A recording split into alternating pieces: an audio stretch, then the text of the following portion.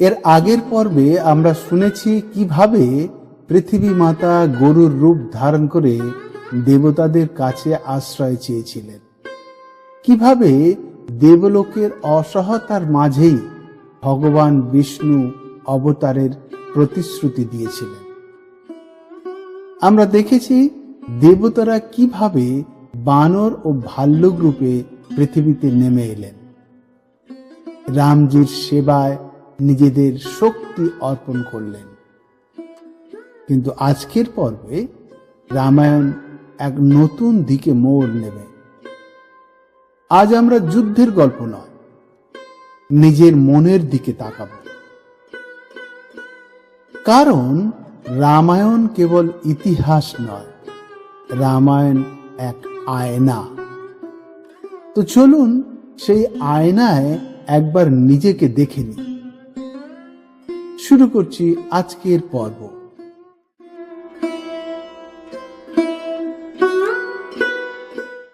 এবার আমরা আলোচনা করব ত্রিগুণা তত্ত্ব নিয়ে। ত্রিগুণ অর্থাৎ সত্য, রজস এবং তামস। প্রত্যেক মানুষের মধ্যেই ভালো দিক আছে, আবার কিছু খারাপ দিকও আছে। কখনো কখনো আমাদের মন খুব সুন্দর, ভালো ভালো কথা বলে, আবার কখনো মাঝারি, না খুব ভালো না খুব খারাপ। আবার কখনো একেবারে খারাপ মেজাজে থাকি, তখন ভালো হতে চাই না। এই মনের অবস্থাগুলোকে বলা হয় ত্রিগুণতত্ত্ব। সাত্ত্বিক, যখন আমরা দয়ালু, মন শান্ত,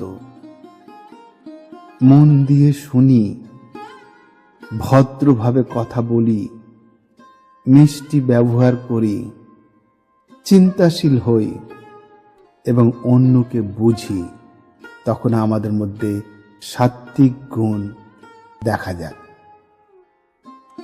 রাজসিক, যখন আমরা খুব অস্থির থাকি, একসাথে অনেক কিছু করতে চাই, ফোনে কথা বলতে, টিভি দেখতে, চিপস খেতে, বড় কেক খেতে, পান খেতে, গান চালাতে, আবার লোভী হয়ে পড়ি, অভদ্র আচরণ করি, রূঢ় কথা বলি, সেটা হলো রাজসিক মেজাজ। তামসিক, যখন আমরা আলসে হয়ে যাই, কাজ করতে চাই না, সব সময় অভিযোগ করি আর কাঁদুনি কাটি, তখন আমাদের মধ্যে তামসিক গুণ প্রকাশ পায়। রাবণ, কুম্ভকর্ণ আর বিভীষণ আমাদের মনের এই তিন অবস্থার প্রতীক। রাবণ রাজসিকতার প্রতীক। কেন মনে হয়?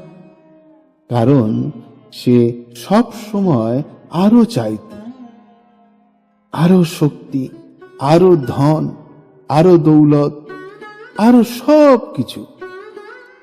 যদিও ইতিমধ্যে তার কাছে অনেক ছিল, তবুও সে আরো চাইত। কুম্ভকর্ণ, কুম্ভকর্ণ হলো তামসিকতার প্রতীক। আলসেমি, ঘুম, শুধু খাওয়া আর ঘুমানো, বছরে একবার জাগে, খায়, আবার ঘুমিয়ে পড়ে, এটাই তার জীবন। বিভীষণ সাত্ত্বিকতার প্রতীক। কেন? কারণ সে ছিল মহৎ, সঠিক কাজ করতে চাইত, তার মনে সেবা ভাব ছিল, শ্রীরামের প্রতি তার গভীর শ্রদ্ধা ছিল, শ্রীরামের দাস হয়ে তাকে সেবা করার প্রচেষ্টা করেছিল। এখন প্রশ্ন হলো, আমাদের মধ্যে কতটা রাবণ আছে, অর্থাৎ রাবণের ভাব আছে?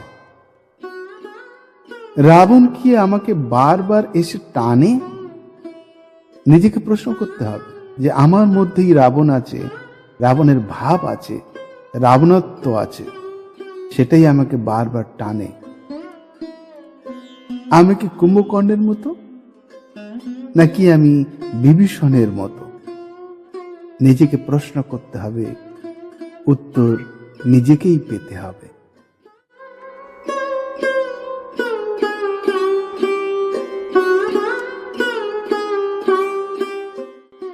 রামায়ণ হলো আমাদের সামনে রাখা এক আয়না। একজন মানুষ এক আশ্রমে গেল। তিনি চারপাশে তাকিয়ে একটা আয়না খুঁজছিলেন, কারণ তিনি নিজের চুল আঁচড়াতে এবং নিজেকে দেখতে চাইছিলেন। তখন তিনি একজন ব্রহ্মচারীকে বললেন, মহারাজ, আশ্রমে কি কোনো আয়না নেই? ব্রহ্মচারী বলল, আয়না আছে তো, দাঁড়ান এনে দিচ্ছি।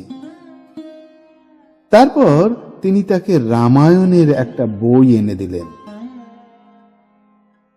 লোকটি অবাক হয়ে বলল, কিন্তু আমি তো আয়না চেয়েছিলাম। তখন ব্রহ্মচারী বলল, রামায়ণই হলো সেই আয়না যা তোমাকে দেখাবে তুমি কে। তুমি রাবণ, না কুম্ভকর্ণ, না বিভীষণ, না রাম। এই রামায়ণই তোমার ব্যক্তিত্বের প্রতিচ্ছবি।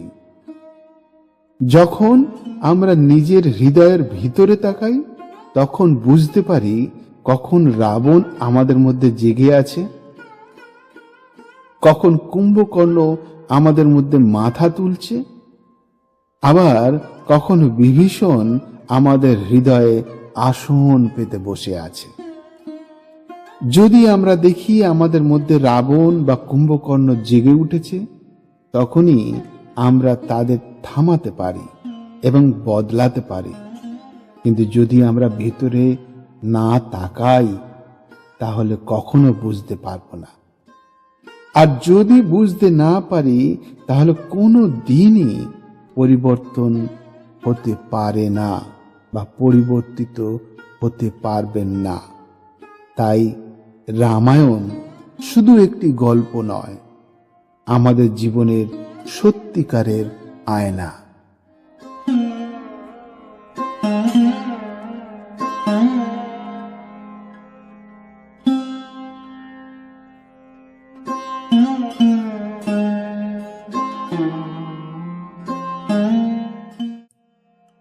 দেবতারা কারা? আসলে একজনই ঈশ্বর আছেন। দেবতারা কিন্তু ঈশ্বর নন, তারা ঈশ্বরের মনিটর। ঈশ্বর তাদের নির্দিষ্ট কিছু কাজের দায়িত্ব দিয়েছেন, যাতে তারা ঈশ্বরকে সাহায্য করতে পারে। যেমন বাতাসের মনিটর দেখেন যে বাতাস আস্তে আর শান্তভাবে বইছে, আর কখনো যদি ঝড় হয় তখন সেই বাতাস জোরে আর শক্তিশালীভাবে বইবে। এভাবে অনেক দেবতা আছেন যারা অনেক কিছুর দায়িত্বে আছেন। তারা শক্তিশালী, কিন্তু ঈশ্বরের মতো এতটা শক্তিশালী নন, কারণ ঈশ্বর সবকিছুর দায়িত্বে আছেন। কিন্তু দেবতারা কেবল একটি বিষয়ের উপরে দায়িত্ব পালন করেন। এটা ঠিক যেমন একটা স্কুলে হয়, প্রিন্সিপাল সবচেয়ে শক্তিশালী, তারপর এই আপনার আমার মতো শিক্ষক যারা আছেন তারা, তারপর আছে ক্লাস মনিটর।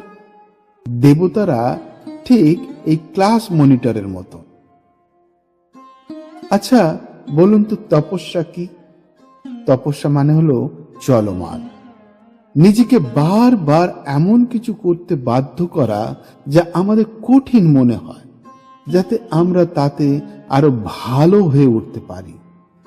যেমন যখন আমরা জপ করি, প্রথমবার যখন আমরা শব্দগুলো উচ্চারণ করার চেষ্টা করি, তখন তা আমাদের মধ্যে ভীষণ কঠিন বলে মনে হয়। শব্দগুলো একেবারে অচেনা শোনায় এবং আমরা ভাবি আমরা কোনোদিনও জপ করতে পারবো না, তাও আবার সঠিক সুরে। কিন্তু যতই আমরা শব্দগুলোর দিকে মনোযোগ দেব, সময় ও পরিশ্রম দিয়ে বারবার অনুশীলন করব, ততই তা সহজ হয়ে যাবে এবং আমরা আরো ভালো হয়ে উঠি। এতে সময় লাগবে, তবে যদি আমরা তাতে অবিচল থাকি, বারবার চেষ্টা চালিয়ে যাই এবং হাল ছেড়ে না দিই, তবে আমরা অবশ্যই উন্নতি করতে পারব। একই কথা প্রযোজ্য যখন আমরা নতুন কিছু শিখি, যেমন একটি বাদ্যযন্ত্র, কোনো খেলা বা কোনো একটা নতুন ভাষা।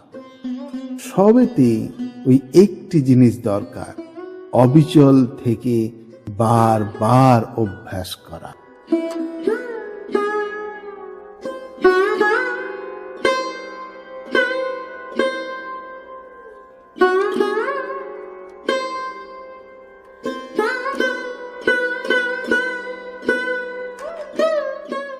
রামায়ণ আমাদের নিজস্ব ব্যক্তিত্বের আয়না। আমরা যখন আমাদের হৃদয়ে তাকাই, তখন আমরা অনুভব করতে পারি কখন রাবণ, কখন কুম্ভকর্ণ, আবার কখন বিভীষণ আমাদের ভিতরে জেগে ওঠে। আজ এখানেই থামব। এই আয়নায় নিজের দিকে তাকানোর এই যাত্রা আবার চলবে পরবর্তী পর্ব। আর মন দিয়ে পরবর্তী পর্ব শোনার জন্য সকলকে আমন্ত্রণ জানাই। আজ এখানেই শেষ করলাম। ধন্যবাদ। ওম নমঃ শিবায়। হর হর মহাদেব।